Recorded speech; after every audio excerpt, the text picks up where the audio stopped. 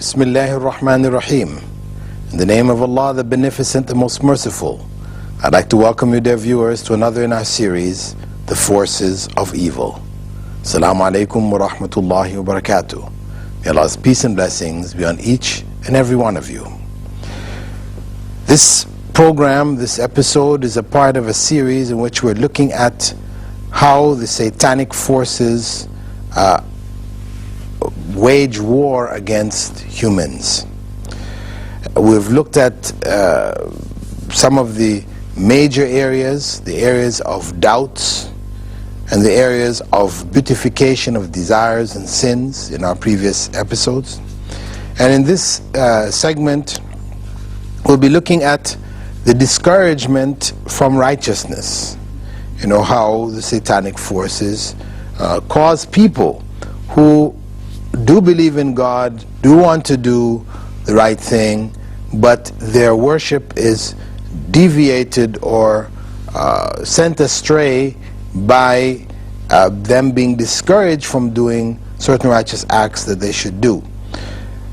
Now, first and foremost, we find there is encouragement or an effort to get people to give up worship altogether. You know, the abandonment of worship. This is, of course, a major area in which the satanic forces has affected our world and can affect our world and continue to affect our world, where people abandon prayer for a variety of different reasons, whether it be because of calamities in their lives which they can't seem to find explanations for, or it be because of laziness. You know, things, they get involved with other things and they feel lazy, you know, they stay up late at night or whatever, or so through laziness they may abandon the prayers, or it may be through being very attached to some other practices. You know, people get, for example, caught up in sports and things like this, and they end up abandoning prayers because of the sports, you know, because of their professions. Or it may be because of material things. People want to get, certain wealth, gather this wealth around them to buy a house and a car and look after family, etc. These type of things.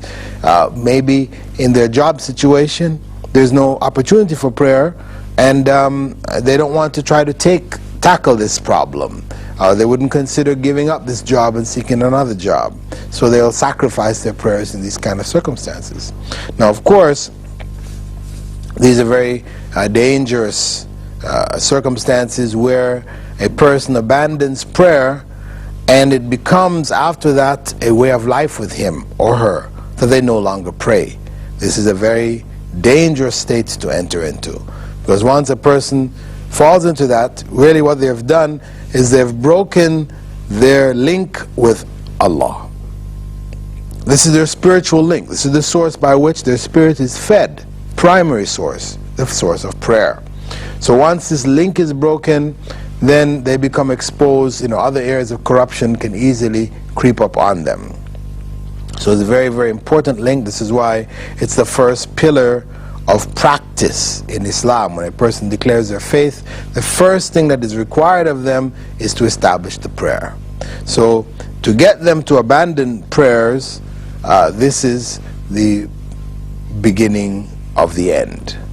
It may begin with voluntary prayers that we do, and when a person gives those up, no longer does them, and all that remains is the compulsory prayers, eventually satanic forces try to work away and chip away at even this foundation.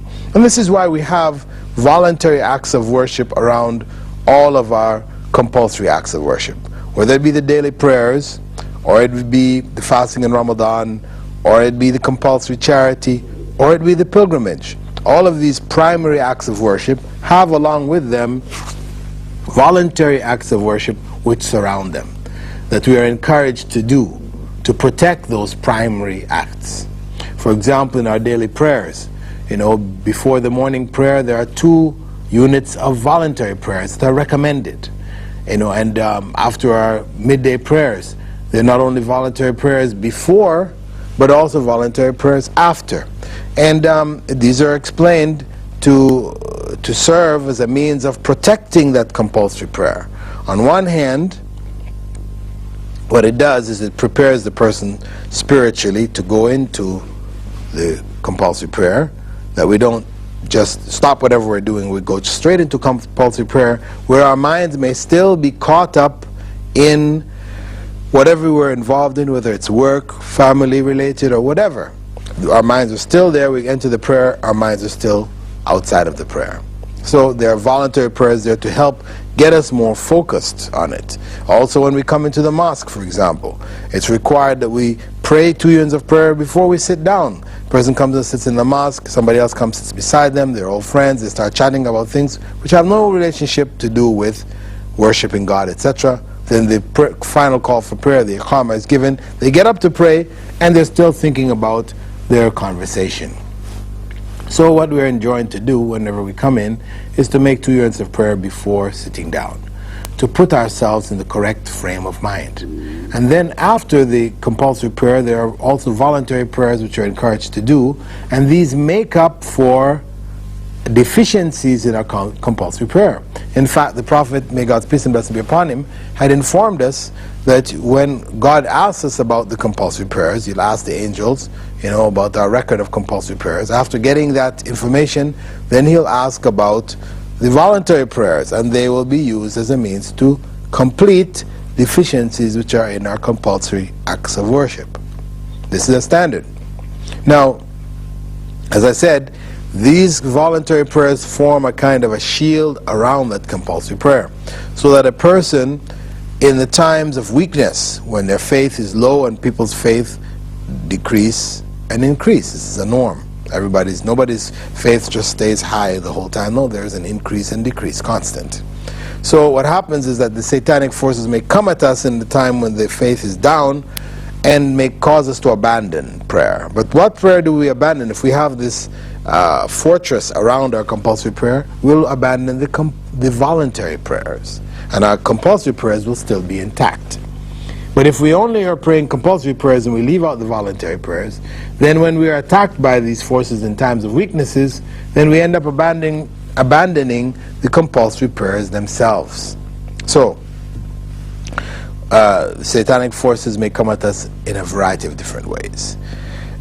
The prayers are the primary area, the area which, if that link is broken, the person is already on the path to hell. Prophet Muhammad ﷺ had said the distinction between the believers and the disbelievers is salah, the 5 times daily prayer. Whoever abandons it has become a disbeliever. It is so critical, it is so important in the life of the Muslim that they establish their 5 times daily prayer. And that is on time, properly, in the proper format, proper concentration, etc. This is a key to success in both this life and the next. So the satanic forces try to attack that. And we talked about the ways in which doubts are created to make that prayer even more difficult for the individual, etc. But first and foremost, there is this discouragement from worship. It might even come where one sees non-Muslims successful, not praying, they're not involved in prayer, and they've achieved success.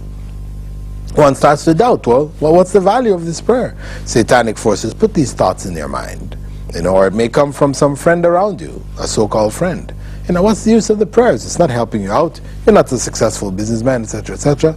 Well, the bottom line is that prayer is not specifically to provide for the individual's success in this life. It is for success in the next life. That one has the correct frame of mind to deal with the trials and calamities of this life, to patiently bear the difficulties, to find contentment in this life, and ultimately to achieve ultimate success in the next life. So, material success oftentimes doesn't have with it any contentment. People are very successful, they have all the riches in the world, but their lives, they're hollow, they have missing links there. And you find people with all this wealth, etc., get involved in all kinds of corruption.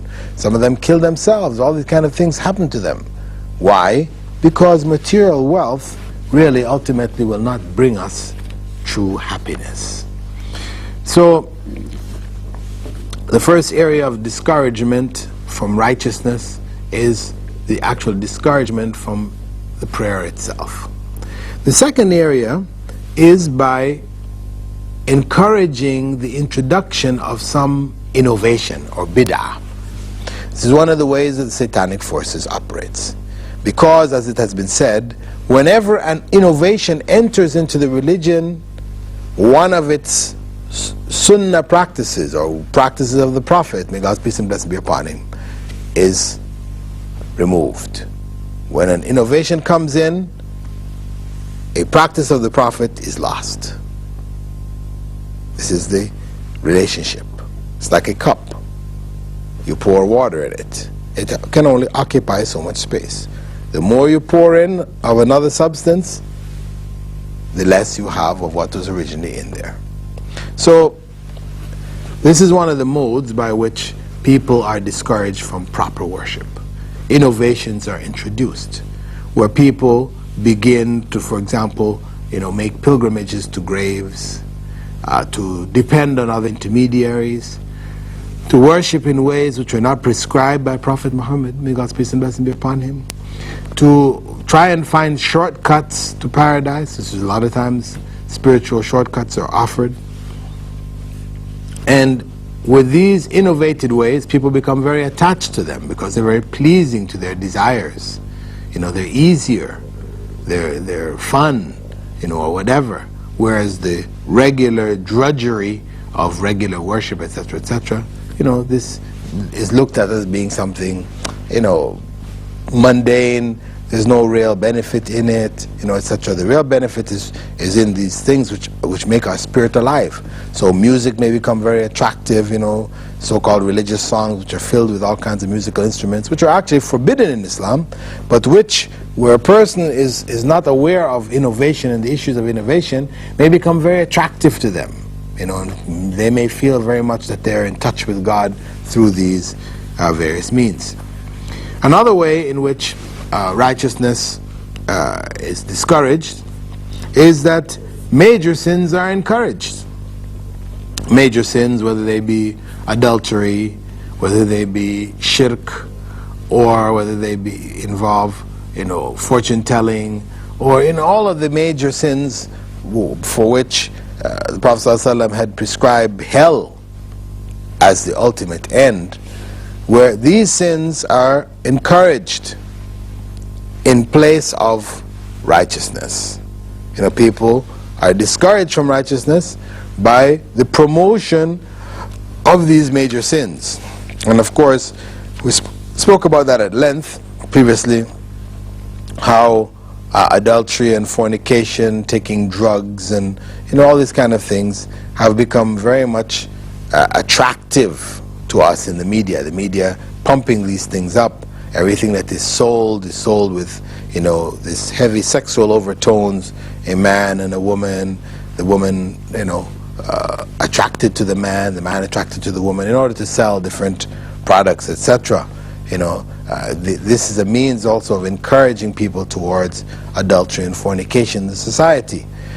Products should be sold according to their merit. What does it have? How good is it? Etc.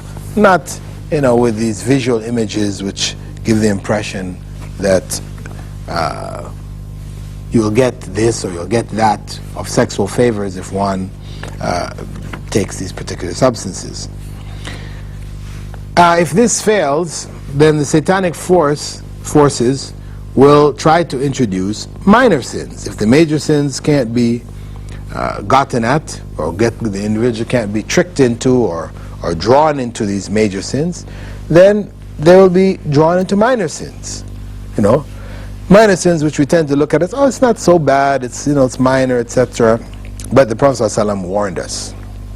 He said, "Iyakum wa muhaqqarat al-dhunub." Beware of the minor sins which you consider to be insignificant. Right? The scorned sins. They're so small. People are involved in, people look at the other people and say, well, they're involved in such big sins. Look what they're doing here, this corruption, so and so. What I'm doing is very small. But the point is, as the Prophet ﷺ said, beware of these minor sins, because they're like an individual who collects sticks in a valley. He wants to make a fire. One stick will not make the bonfire for him to cook on. So he goes and collects sticks from all over the valley, puts them together, then he can make a huge bonfire to cook whatever he planned to cook. These simple sins are like them. What we consider to be insignificant may be very, very significant, in that it links up with other insignificant or minor sins of ours, and then becomes a major setback for ourselves, possibly even drawing us into hell. The other way in which people may be discouraged from righteousness is an issue of priorities, where if we cannot be drawn into minor sins or innovation or major sins, then it becomes one of promoting what is good over what is better.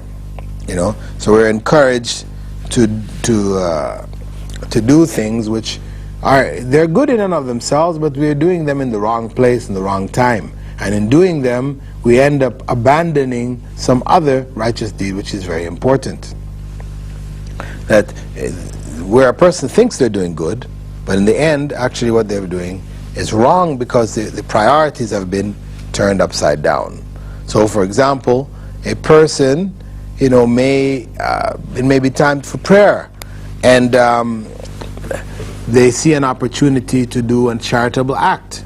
So the idea comes to them, well, let me go and finish off the charitable act, so and so and so, even though I may miss the prayer, because this charitable act is very good, people need this money, or they need so and so and so. So we have rationalized something to go and do this good thing. But on the other hand, what we've done is we abandoned something which is even greater, something more obligatory on us. It's a dangerous way in which the satanic forces can cause us to abandon righteousness.